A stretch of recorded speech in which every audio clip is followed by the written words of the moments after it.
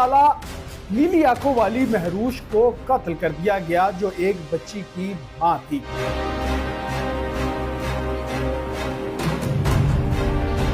नाज़रीन, ये वाकया लाहौर के इलाके काने के एक छोटे से गांव सूहे असल का है, जहां पर वालिदैन अपनी बेटी महरूश का रिश्ता देखते हैं और उसकी फ़हीम नामी शख्स से शादी करवा दी जाती है। अब शादी के पहले साल इन्हें खुशखबरी मिलती है और इनके यहाँ बेटी की पैदाइश होती है। जिंदगी अच्छी कट रही होती है कि अचानक हालात तंग करने लग जाते हैं। फ़हीम घर का खर्च नहीं उठा पाता। अब आप जानते हैं कि जब घर में बच्चा आ जाए तो खराजात बढ़ जाते हैं और फ़हीम से वो खराजात पूरे नहीं होते तो घरेलू नाचाकी होती है, लड़ाई होती है आपस में और महरूश नाराज़ होकर अपनी बेटी को लेकर अपने वालिदैन के घर चली जाती है। अब जब तक लड़की की शादी ना हुई हो, वो अपने घर रह रही हो, तो वालिदैन खर्च उठाते हैं, लेकिन जब बेटी की शादी हो जाए और वो नाराज़ होकर अपने घर वापस आती है तो अखराजात बढ़ जाते हैं और ज़माने की ज़ुबान जो है वो भी खासी लंबी हो जाती है।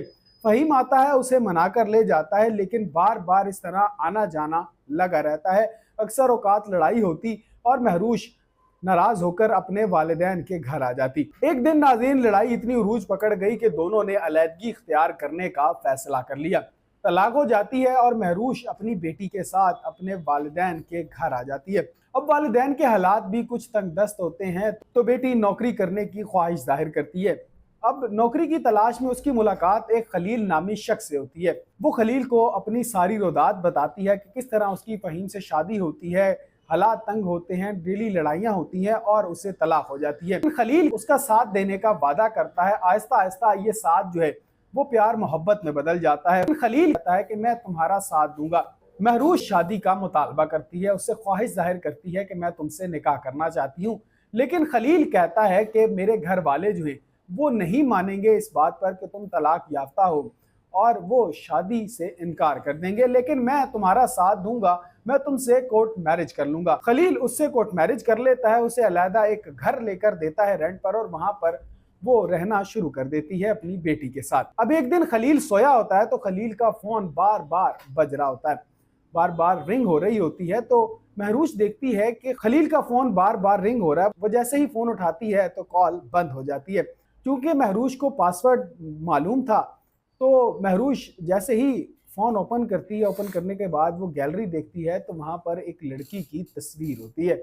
महरूश दंग रह जाती है और उसी वक्त खलील को जगाती है और उससे पूछती है कि ये कौन है। खलील जब देखता है तो उसकी आंखें फटी की फटी रह जाती हैं। वो बताता है कि ये मेरी पहली बीवी है, मैं पहले से शादीशुदा हूँ। अब यहाँ पर वो सोचती है कि आखिरकार कैसे चलेगा, मैं पहले भी तलाक ले चुकी हूँ और अब फिर तलाक होगी तो मैं ज़िंदगी कैसे, ज़माने की बातें कैसे सुनूंगी।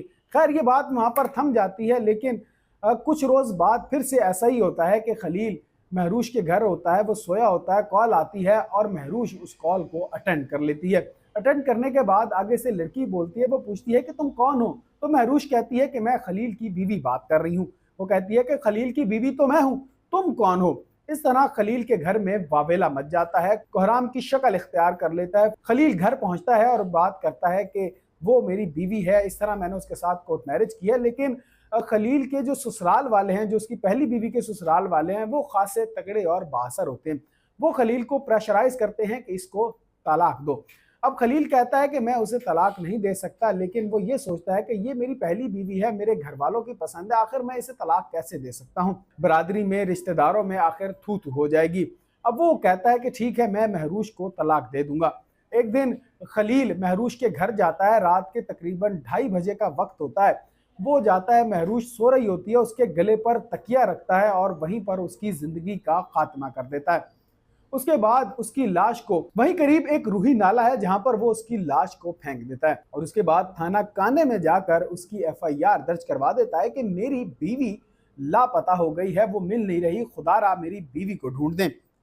नाज़रीन, 365 की एफआईआर दर्ज होती है और पुलिस अपने काम में लग जाती है कि किसी न किसी तरह इस खातून को ढूंढा जाए। अब कुछ रोज गुजरने के बाद वहां पर जो लोग होते हैं उनको उस नाले में तैरती हुई एक लाश मिलती है। वो फौरन 115 पर कॉल करते हैं। पुलिस वहां पर आती है, लाश को अपनी तहवील में लेती है और उसे मुर्दाखाने मुंतकिल कर देती है। नाज़रीन, उसका पोस्टमार्टम किया जाता है, खलील को बुलाया जाता है और उससे शिनाख्त करवाई जाती है कि ये तुम्हारी बीवी महरोश ही है। तो वो देखता है, उसके कपड़ों से पहचानता है, चूंकि शक्ल जो है वो पहचानी नहीं जा रही थी, शक्ल बहुत ख़राब हो चुकी थी। खलील कपड़ों से पहचानता है बचे कुचे कि हाँ ये मेरी बीवी महरोश ही है।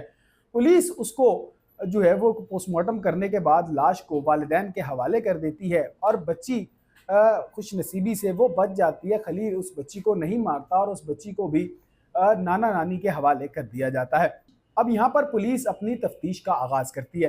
खलील को थाने बुलाया जाता है पूछताछ के लिए और वो उससे पूछती है कि तुम्हारी कैसे मुलाकात हुई महरूज से, कैसे तुमने जो है वो उससे शादी की।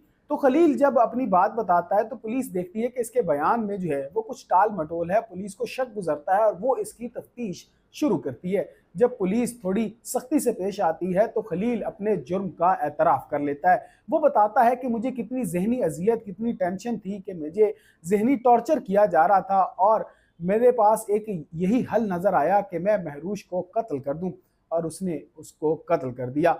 नाज़रीन, एक नीली आंखों वाली खूबसूरत लड़की कुर्बानी से पहले ही कुर्बान हो गई। नाज़रीन, अब इस खलील के बारे में आपकी क्या राय है, हमें कमेंट सेक्शन में ज़रूर आगाह करें। क्योंकि अब ये गिरफ्तार हो चुका है तो इसको क्या सज़ा देनी चाहिए, कमेंट सेक्शन जो है वो आपका है। अब आप बताएं। मुझे इजाज़त दीजिए, अपना बेहद ख्याल रखें। अल्लाह करीम आप सबका हामी व नासिर।